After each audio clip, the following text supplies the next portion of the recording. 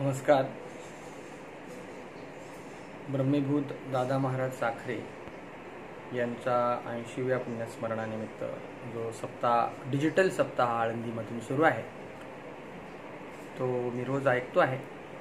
आणि असं वाटलं की जी ज्ञानेश्वरी आपण नेहमी वाचतो की आदरणीय साखरे महाराजांनी श्री गुरु साखरे महाराज सांप्रदायिक सार्थ ज्ञानेश्वरी या ज्ञानेश्वरीतल्या प्रस्तावना जशी खूप मोठी आहे, पहिली गोठी नावाने महाराजांनी आदरणीय किसन महाराज साखरेंनी लिहिलेली, मात्र त्यामध्ये 46 पेज नंबरवर प्रियाची परमसीमा तो का माऊली आत्मा अशी एक फार सुंदर लेखवजा प्रस्तावना आहे असे म्हणता येईल.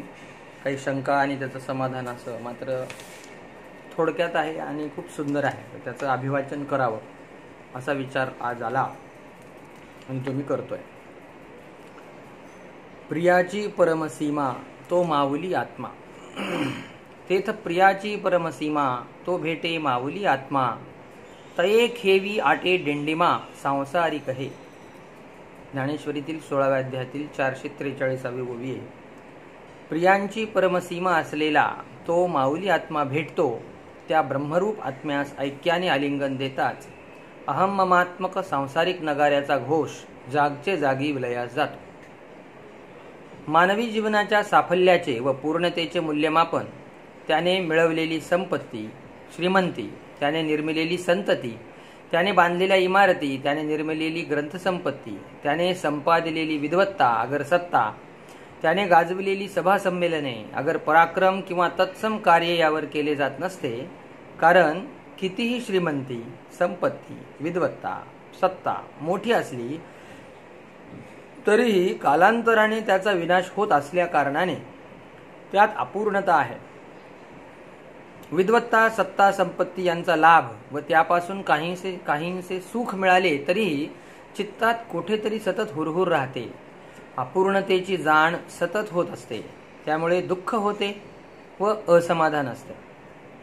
सर्व भोग समृद्धी अगर उपयुक्त वैषयिक सुखे केवळ एका देहाच्याच निकोपपणावर अवलंबून आहे. ती सर्व देहाच्याच आश्रयाने आधाराने राहत असतात आणि तो देहच मुळात नश्वर आहे.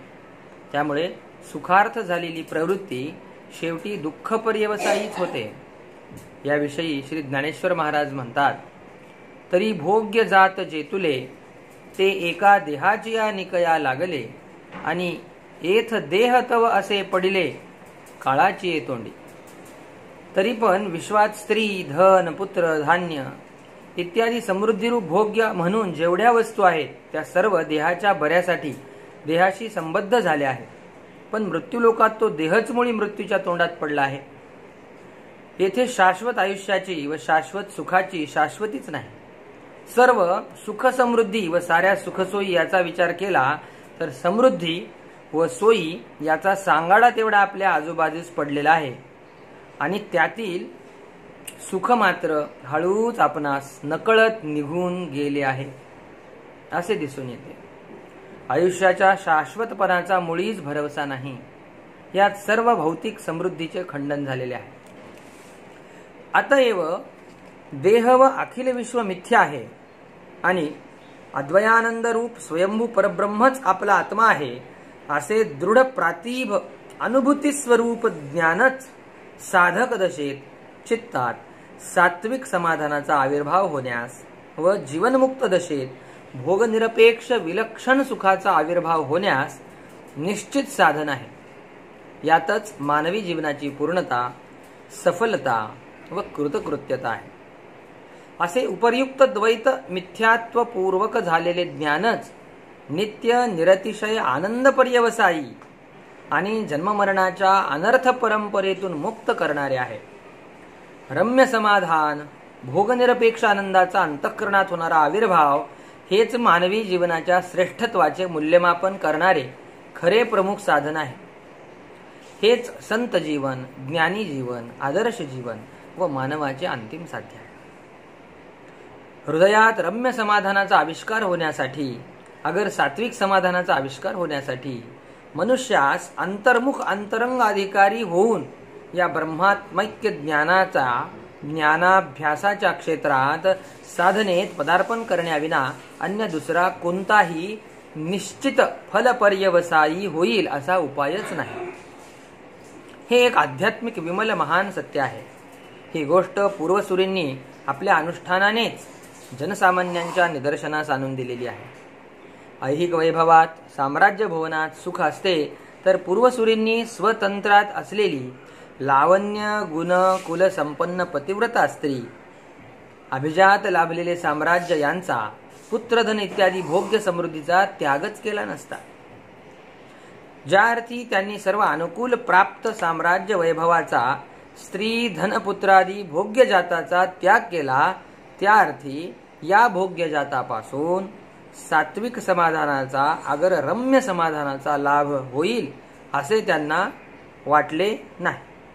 म्हणूनच या सर्व विलोभनाच्या मोहास बळी न पडता आणि प्रतिकूल प्रतिबंधांना बाजूस सारून धृतीभावाने साम्राज्य वैभवातून ते बाहेर पडले आणि त्यांनी अंतरंग अधिकारी होऊन श्रवण साधनेच्या व ज्ञानाभ्यासाच्या व ब्रह्मात्मैक्य ज्ञानाच्या क्षेत्रात पाऊल टाकले व आपले जीवन पूर्ण केले, सफल केले.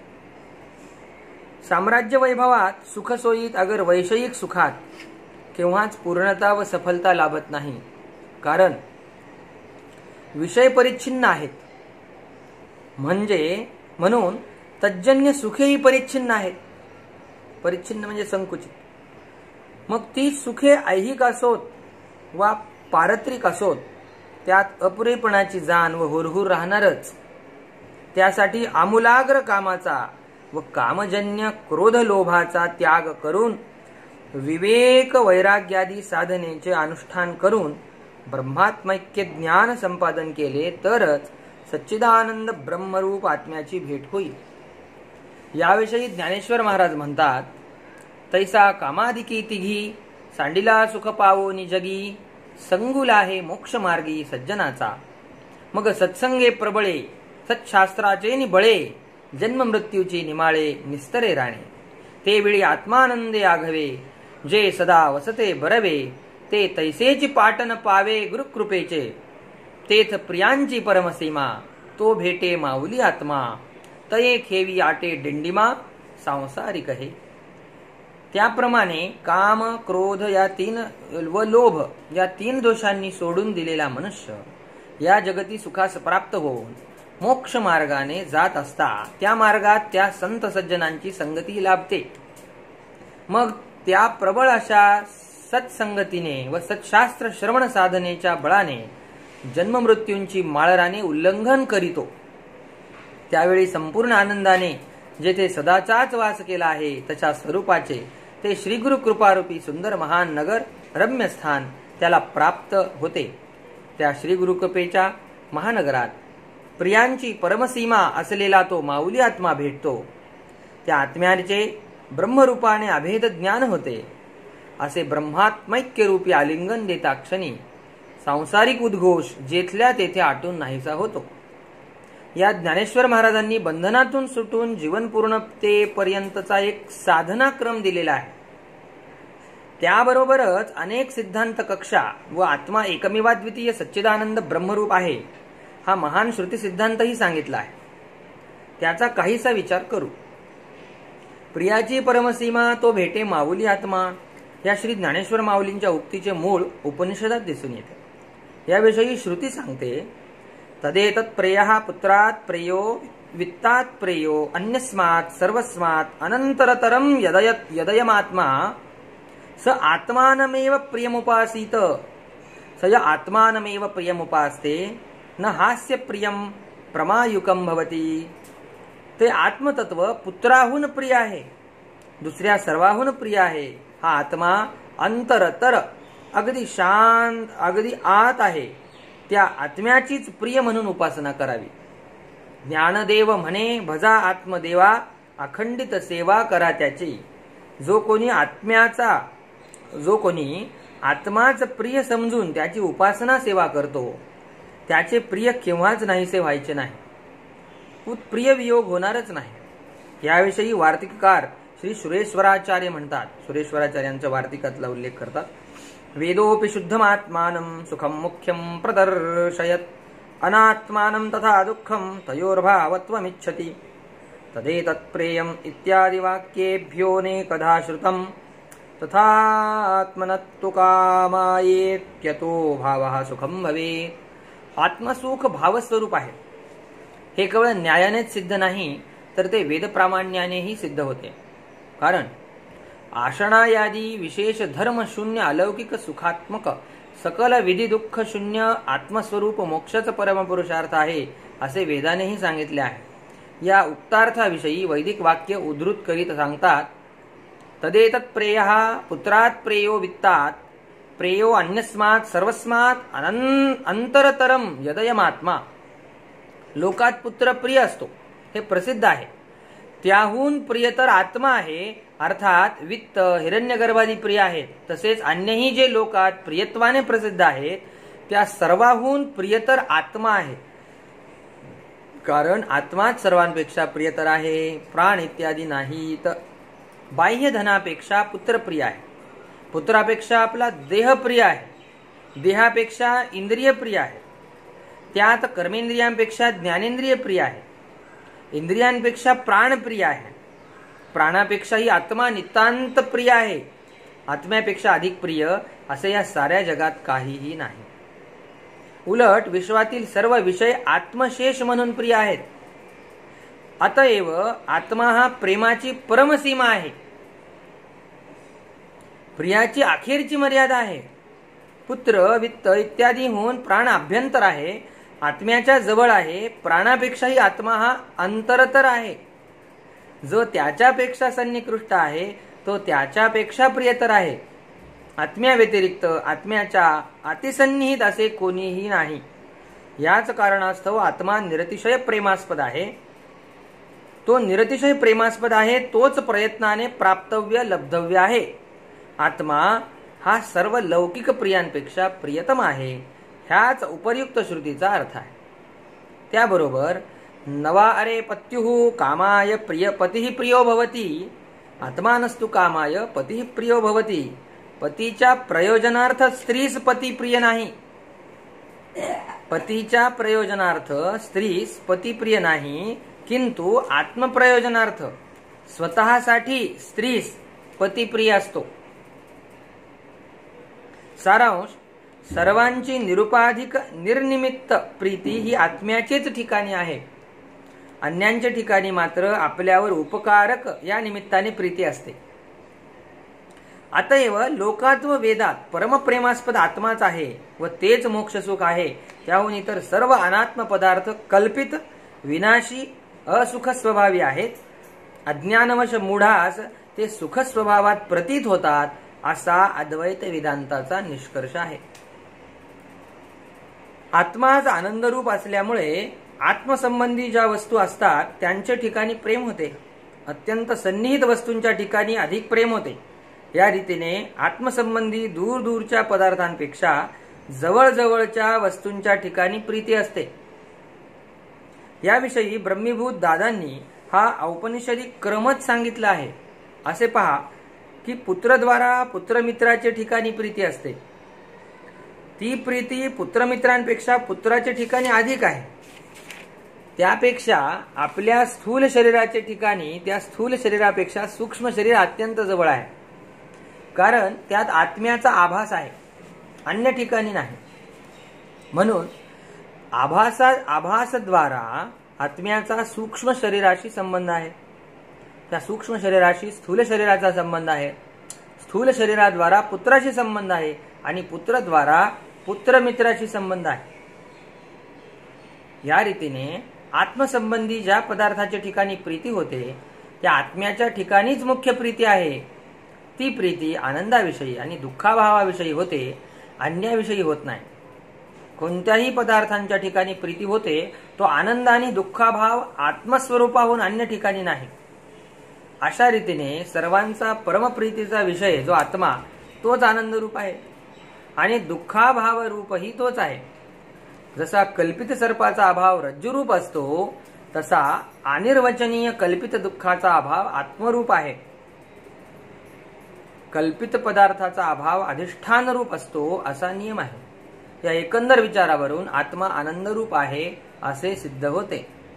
याविषयी श्री विद्यारण्य स्वामी पंचदशीत म्हणतात, यस्तु साक्षिणमात्मानं सेवते प्रियमुत्तमं तस्व प्रेयानसावात्मा न नश्यति कदाचन.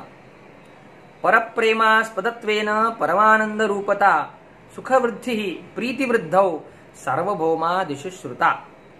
याचा भावार्थ असा की पण त्याच्या उलट म्हणजे अनात्म्याला प्रिय म्हणणाऱ्या वाद्याहून निराळ्या प्रकाराचा जो शिष्य साक्षी आत्म्यालाच निरतिशय प्रेमास्पद मानून त्याची सेवा करतो, त्याचे स्मरण करतो, त्याचा हा अतिशय प्रिय आत्मा कधीही नष्ट होत नाही. अर्थात स्त्री पुत्र धन गौण, स्त्री धन पुत्रादी गौण व मिथ्या आत्मे आहेत. कूटस्थ सर्वांतर्यामी असा आत्माच मुख्य आत्मा आहे. तोच निरतिशय प्रिय आहे. श्रद्धा संपन्न होऊन जो सतत ब्रह्मात्मैक्यानुसंधान करतो त्यास प्रिय आत्मा आनंद रूपाने भासतो. त्याच्या आत्म्याचा अधोगती रूप नाश होत नाही. फार सुंदर विचार आहे, थोडा गूढ विचार आहे पण सुंदर आहे.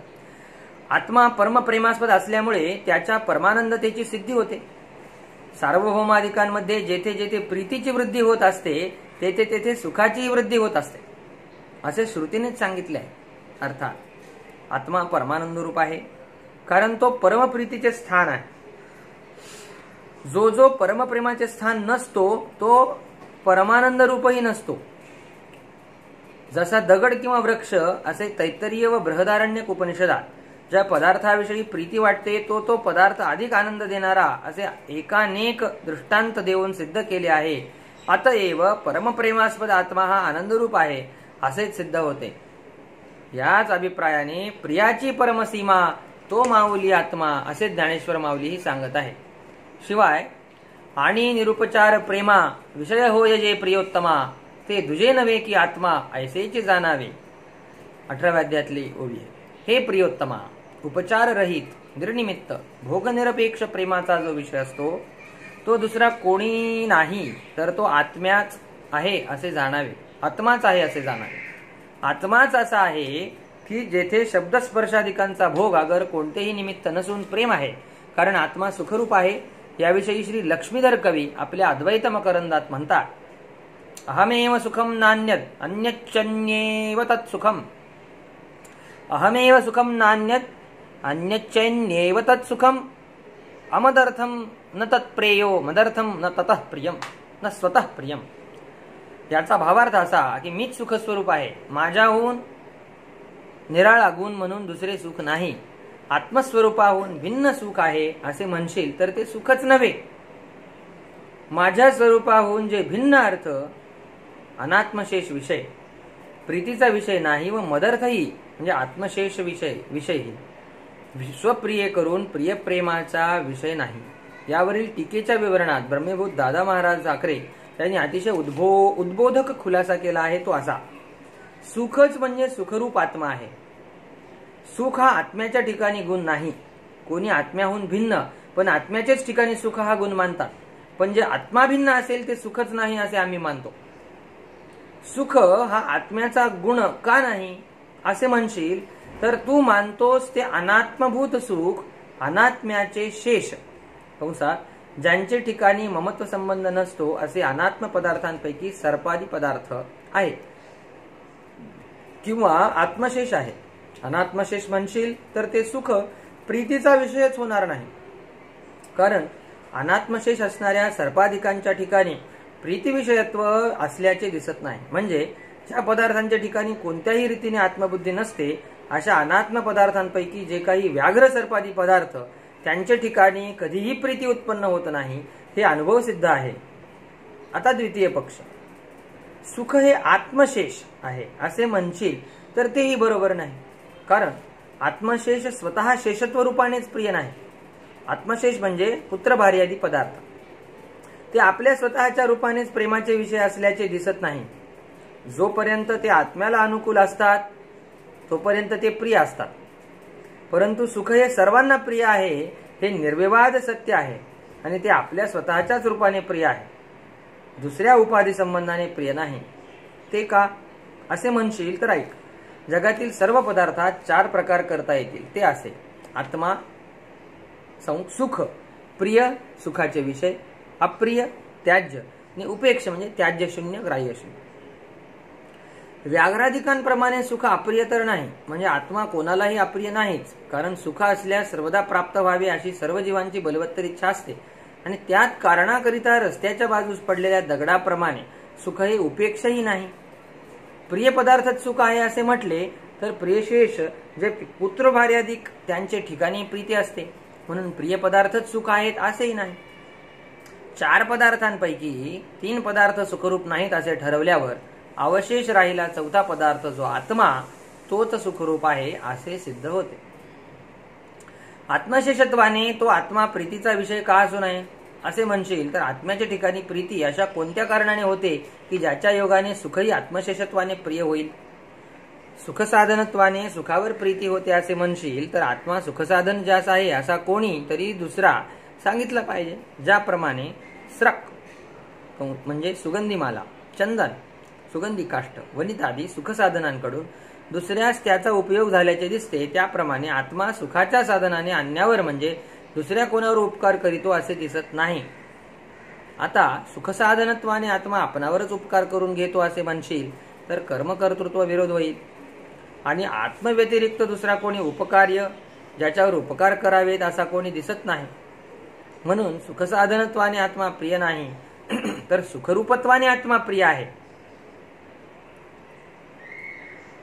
म्हणजे सुखसाधनत्वाने आत्मा प्रिय नाही तर सुखरूपत्वाने आत्मा प्रिय आहे. तसेच आत्मशेषत्वाने सुखाला प्रियत्व नाही तर आत्मरूपाने सुखाला प्रियत्व आहे. शंका: आत्मा म्हणजे सुख आणि सुख म्हणजे आत्मा असे मानले तर सुखाच्या उत्पत्ती नाशाचा अनुभव येत असल्यामुळे सुखाला नित्यात्मत्व कसे? समाधान: आत्मस्वरूप सुखाला अभिव्यक्त करणाऱ्या अंतःकरण वृत्तीचा उत्पत्ती नाश होत असल्यामुळे पुत्रसुख प्राप्त झाले, भार्यासुख नष्ट झाले असा व्यवहार होतो. म्हणजे वृत्तीच्या उत्पत्ती नाशाचा व्यवहार नित्यात्म सुखाच्या ठिकाणी होतो एवढेच. वस्तुतः आत्मा नित्य सुखरूप आहे हे सर्व भारतीय तीर्थांनी ब्रह्मानंद प्रकरणात 3 श्लोकांनी सांगितले आहे. त्यांचा भावार्थ असा: आत्मा प्रिय, द्वेष्य, उपेक्ष या 4 पदार्थांमध्ये प्रत्येकानंद रूप आत्मा हा सर्वात अतिशय प्रिय आहे. आपण ज्यांचा सांभाळ करू त्यांना आत्मत्वाने मानतो असे जे पुत्र भार्यादी पदार्थ आहेत ते प्रिय. आत्मा आणि तत्शेष पुत्र भार्यादी याशिवाय व्याघ्र सर्पाधिक पदार्थ ते द्वेष्य व रस्त्याने चालताना दिसणारे तृणपाषाणाधिक पदार्थ ते उपेक्ष. जगातील यच्चयावत पदार्थात हे 4च वर्ग होतील. हाच अर्थ याज्ञवल्क्य मुनींना संमत असल्याने बृहदारण्यकात प्रसिद्ध आहे. अन्नपानादिक ही सुखसाधने आहेत म्हणून प्रिय आहे, स्वतःच्याच रूपाने ती प्रिय नाही. त्याप्रमाणे आत्मा ही सुखसाधनत्वाने प्रिय असतो, त्यास मुख्य प्रियतमत्व कसे? वरील शंके पूर्वपक्षाने सुचवलेले अनुमानासे आत्म्याला पक्ष करून त्यावर सुखसाधनत्व हे साध्य ठेविले आहे आणि प्रियत्वात हा हेतू दिला आहे. अन्नादिवत हे उदाहरण आहे. या अनुमानावरून पूर्वपक्षीला आत्मा हा अन्नपानादिकांप्रमाणे सुखसाधन आहे, सुखरूप नाही एवढेच ठरवायचे आहे. पण या अनुमानात हेतूला भोग्यत्व ही उपाधी असल्यामुळे हे अनुमान सोपाधिक आहे. म्हणून भोग्यत्व असून प्रियत्व असेल तर ते भोक्त्याचे सुखसाधन होईल. आत्म्याला सुखसाधनत्व आहे असे म्हटले तर आत्मा हे सुखसाधन कुणाचे म्हणजे भोक्ता कोण? आत्म्याहून भिन्न भोक्ता चेतन कोणी असल्याचे दिसत नाही. बरे, आत्मा हा स्वतः सुखसाधन होऊन सुखाचा उपभोग आत्मा स्वतःच घेतो असे म्हणावे तर आत्मा भोक्ता व आत्माच भोगाचे साधन म्हणजे भोग्य असे म्हटल्यासारखे होईल. परंतु एकाच काली आत्म्याच्या ठिकाणी उपकार्यत्व आणि उपकारकत्व असा कर्मकर्तृविरोध येईल. म्हणून आत्मा सुखसाधन आहे असे म्हणणे शक्य नाही. सर्वज्ञात्म मुनींनीही आत्मा सुखस्वरूप आहे असे सर्वम यदर्थमिह या श्लोकाने सांगितले आहे. याचा भावार्थ निरुपाधिक अनुकूल पदार्थच साक्षात प्रिय असल्याचे लोकात प्रसिद्ध आहे. तसे तर सुखच आहे, दुसरे कोणी नाही. दुसरे जे प्रिय असे वाटते ते सुखाच्या इच्छेनेच वाटते. असे सुख म्हणून जर कोणी असेल तर ते प्रत्येगात्मरूपच आहे. कारण सुख व प्रत्येगात्मा एकच आहे असे सुखाचे लक्षण करणारे सांगतात. व्यवहारात भार्यापुत्रादी वस्तू प्रियत्वाने ग्रहण केल्या जातात हे खरे, पण त्या पुत्रादी वस्तू सुखरूप आत्म्याच्या सुखाची फक्त अभिव्यक्ती होण्याकरिता ग्रहण केल्या जातात. ज्या सुखरूप आत्मसुखाच्या अभिव्यक्त्यर्थ भार्यापुत्रांचे ग्रहण केले जाते तो आत्माच सुखरूप आहे असे यथार्थ सुखाचे लक्षण जाणणारे थोर पुरुष सांगतात. याकरिता कोणत्याही अन्य पदार्थांचा शेष न होता स्वसत्ते करूनच सर्वांचा शेषी आत्माच असल्यामुळे तोच सुखरूप आहे. पुत्र भार्यादी आत्म्याचे शेष असल्यामुळे ती फक्त सुखाची साधने आहेत, आत्मा नाहीत. ब्रह्मगीतेतही 2 श्लोकांनी असेच सांगितले आहे की आत्मा हा अत्यंत प्रीतीविषय असल्याची प्रतीती असल्यामुळे तो प्रत्येकात्माच सर्व मंगलरूप साक्षात परमानंद आहे. इतर वस्तू ज्या प्रिय आहेत त्या इतर वस्तूंकरिता प्रिय नसून आत्म्याकरिताच प्रिय असतात. म्हणून आत्मा स्वतः प्रियतम आहे. हे देव हो, आत्माच प्रियतम असून तो सुखाचे साधन असणे शक्य नाही. आत्मभिन्न दुसऱ्या वस्तू केव्हाही प्रियतम असणे शक्य नाही. या एकंदर विवेचनावरून युक्तीने, श्रुतीने, विद्वदनुभावाने व सर्वज्ञांच्या वचनाने आत्माच सुखरूप आहे हे निर्विवाद सिद्ध आहे. याशिवाय अहमस्मि सदा भामी कदाचिन्नाहमप्रियः ब्रह्मैवाहमतः सिद्धं सच्चिदानंद लक्षणम. याचा भावार्थ असा की माझे अस्तित्व व माझे भातित्व सदाच असून अप्रियत्व केव्हाही नाही, म्हणजे नित्य निरुपचार प्रियत्व आहे. याकरिता सच्चिदानंद असणारे ब्रह्माचे लक्षण माझे ठिकाणी जुळत आहे. याकरिता मी ब्रह्म आहे असे ज्ञान संपादन करावे, म्हणजे त्या ब्रह्मस्वरूप आत्म्याला आलिंगन द्यावे, म्हणजे प्रापंचिक डिंडिमा ठाईच विरून जाईल.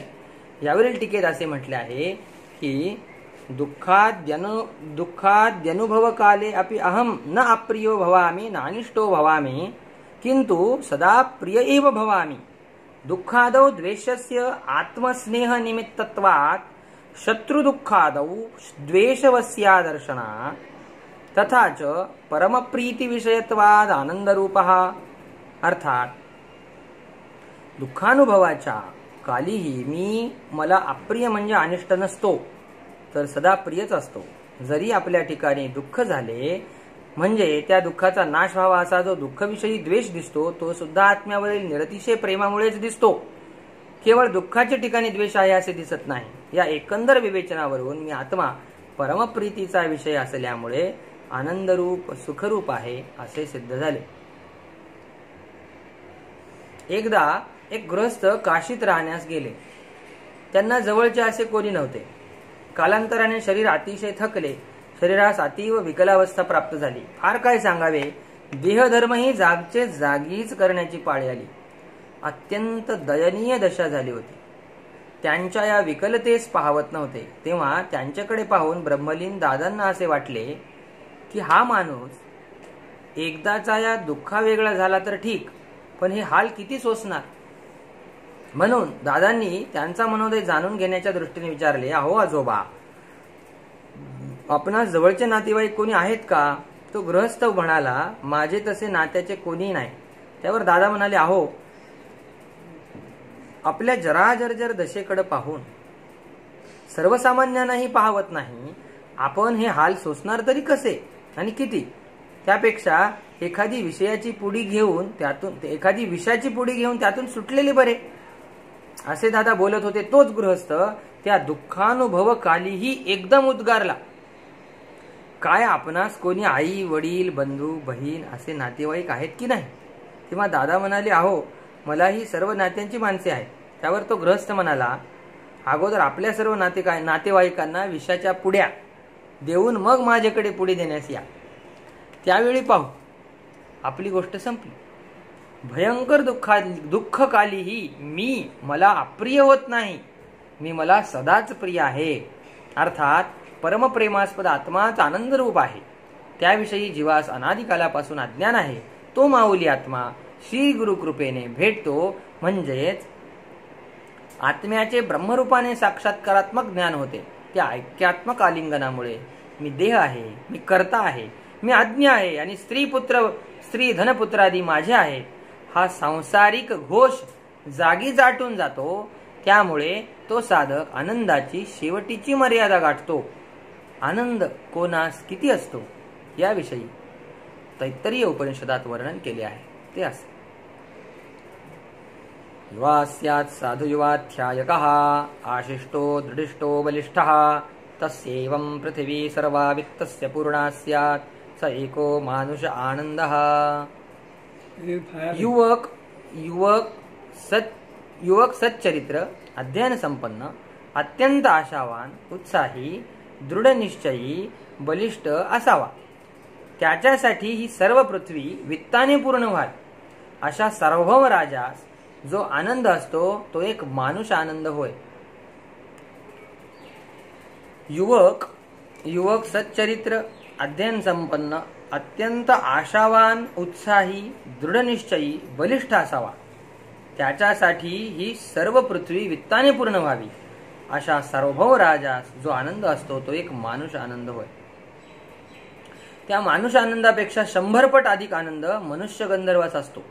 त्याहून शतपट देवगंधर्वास, त्यापेक्षा शतपट पितरास, त्यापेक्षा शतपट अजान देवास, त्यापेक्षा शतपट कर्मदेवास, त्यापेक्षा शतपट मुख्य देवास, त्यापेक्षा शतपट इंद्रास, त्यापेक्षा शतपट बृहस्पतीस, त्याहून शतपट प्रजापतीस आणि त्याहून शतपट ब्रह्मदेवास आनंद असतो.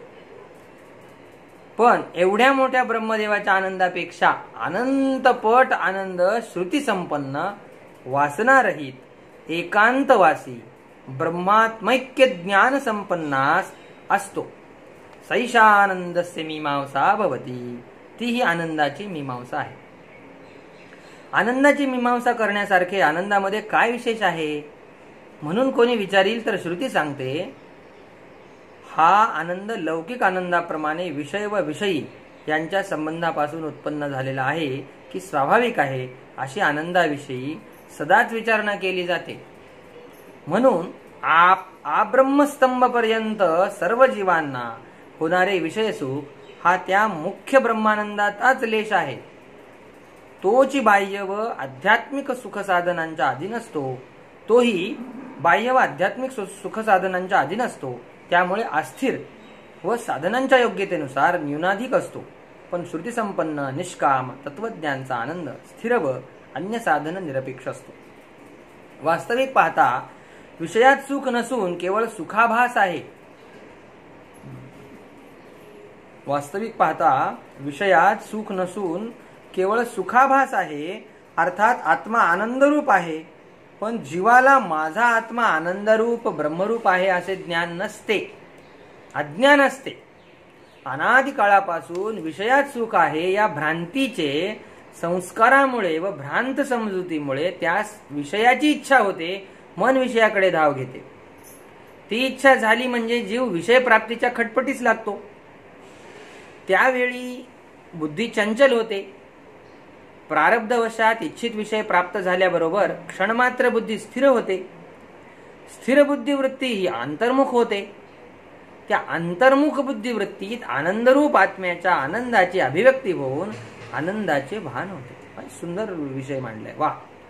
विषयाची प्राप्ती, अंतर्मुख वृत्ती आणि आत्मानंदाभिव्यक्ती या तिन्ही गोष्टी एकाच काळी होत असल्यामुळे विषय प्राप्तीने माझ्या ठिकाणी आनंद उत्पन्न झाला असे जीवास वाटते मात्र, पण वस्तुस्थितीने ज्यावेळी असे विषयापासून सुख झाले असे वाटते त्यावेळीही तो आनंद आत्म्याचाच असतो. आत्मानंदच विषयांच्या उपाधीद्वारा चित्तात अभिव्यक्त होतो. कारण आत्म्याच्या सुखाचा विषयांशी अनिर्वचनीय संबंध असतो. म्हणून विषयच सुखरूप आहेत असाही जीवास भ्रम होतो. ब्रह्मरूप आत्म्याचे प्रत्यक्ष ज्ञान झाले तर विषय आणि विषयांशी असलेला सुखाचा संबंध बाधित होतो आणि सुख हे विषयांचे स्वरूप नसून ब्रह्मात्म्याचेच स्वरूप आहे असा दृढनिश्चयी होतो. सारांश, वस्तुस्थितीने आनंदरूप ब्रह्मात्माच आहे असा सिद्धांतच अचूक असल्याचे स्पष्ट होते. एक एक शब्द, एक एक ओवीचा, एक एक अर्थ, एक एक ओवीचा आर्ग्युमेंट समजून सांगण्यासाठी काय सुंदर भाष्य केलेलं आहे महाराजांनी. खूपच सुंदर. श्रीहरीला, श्रीगुरुला आणि श्रुतीला माऊली म्हणतात. माऊली शब्द कुठे कुठे माऊली वापरतात त्याचं वर्णन करतात. श्रीहरीला, श्रीगुरुला आणि श्रुतीला माऊली म्हणतात. पण आत्म्याला माऊली म्हटल्याचा हा एकमेव द्वितीय उल्लेख असावा असे वाटते. वा. अर्थात भगवान श्रीकृष्णाने जेव्हा आपले विश्वरूप आवरून घाबरलेल्या अर्जुनाला मानवी रूप दाखविले तेव्हा तो त्या श्रीहरी कृष्णास माता म्हणतो. हे रूप दाखविणे देवराया, की मजा आपत्या चुकलिया, बुझावोनी तुवा माया स्तनपान दिधले. हे देवराया, मातेची चुकामुक झाल्यामुळे घाबरलेल्या मुलाला माता भेटली म्हणजे तिने त्या स्तनपान द्यावे व सांत्वन करावे. तसे तू मानुष रूप दाखविणे म्हणजे चुकलेल्या मला बालकाला समजूत घालून सांत्वन करून प्रेमाने तू माऊलीने स्तनपान दिले. 12व्या अध्यायाच्या प्रारंभी श्री गुरु माऊलीचे रूपक करून श्री गुरुमाता कुंडलिनीच्या मांडीवर वाढविते. हृदयाकाशरूपी पाळण्यात स्वरूपाची झोप यावी म्हणून यमनियमांचे झोके देते. सणासुदीला आत्मज्योतीच्या निरांजनाने ओवाळते. प्रत्याहार, धारणा, ध्यान यांच्या योगाने मनाचा निग्रह करणे, रेचक, पूरक, कुंभक यांच्या योगाने प्राणाचा निरोध करणे आणि वज्रासनादिकांच्या योगाने अपानाचा निरोध करणे हीच जणू खेळणी देते. त्याला आत्मसुखाची बाळलेणी घालते. ब्रह्मरंध्रातील 17व्या चंद्रामृत कलेचे दूध पाजते. 17वीचे स्तन्यदेशी अनुहताचा हल्लरुगासी. काय सुंदर उभ्या आहेत 12व्या अध्यायातला उल्लेख इथं करतात. अनाहत नादाचे अंगाई गीते गाते. ब्रह्मात्मैक्य बोधाने साधकाची समजूत घालून निर्विकल्प समाधीत निजविते. सोहम या अभेद ज्ञानप्राप्तीचे लढेही पुरविते. प्रेमाच्या पदराने त्याला झाकते. म्हणून साधका तू माऊली असे श्री गुरूंनाही माऊलीच म्हटले आहे. श्रुतीलाही माऊली म्हटले आहे. अर्थात स्तुता मया वरदा वेद माता अथर्ववेद नाही उपेक्षितव्यम इति श्रुती अनुकंपया मातृवत आह. कठोपनिषदातील शांकर भाष्यातला संदर्भ देतात. याविषयी श्री ज्ञानेश्वर महाराज म्हणतात, पय अहितापासून काढिती हित देऊनी वाढविती नाही गा श्रुती परवती माऊली जगा. मानवाला दुःख पर्यवसायी अनिष्ट गोष्टीपासून परावृत्त करून दुःख पर्यवसायी, हा फार सुंदर शब्द साखरे महाराज बरेचदा वापरतात. दुःख पर्यवसायी, पर्यवसायी म्हणजे शेवट होणारा, दुःखात शेवट होऊ शकणारा अशा गोष्टी त्याला दुःख पर्यवसायी म्हणतात.